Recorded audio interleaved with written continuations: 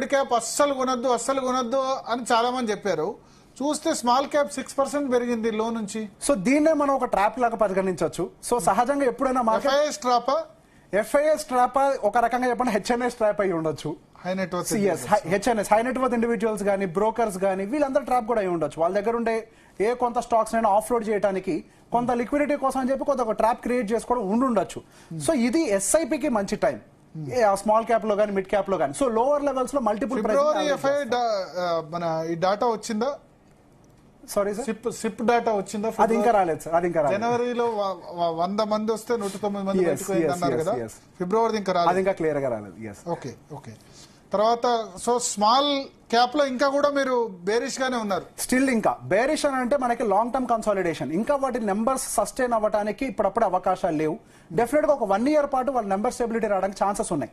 Large cap అంత time పట్టదు కానీ small and mid cap. So ఇక్కడ ప్రాబ్లం ఏంటంటే మిడ్ క్యాప్ పరిస్థితి. So it could be mid cap or small cap sir. సహజంగా అవి ఎప్పుడైనా గ్రోత్ అనేవి 16 to 18% తోటి వాళ్ళ నెంబర్స్ ని పోస్ట్ చేస్తారు.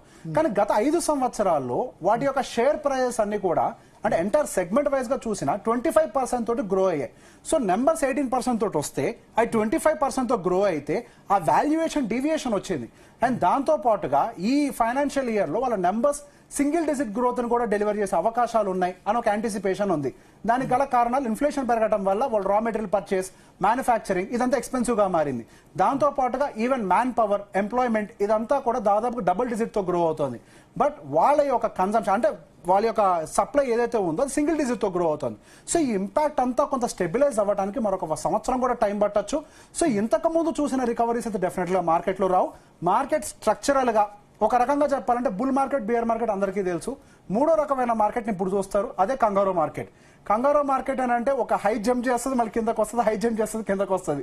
అటువంటి ఒక కన్సాలిడేషన్ మార్కెట్ లో చూడొచ్చు. బుల్ ఆర్ బియర్ ఇంకెక్కువగా ఉండదు. సో బట్ మీరు లార్జ్ క్యాప్స్ మీద పాజిటివ్, ఐఎమ్ వెరీ పాజిటివ్.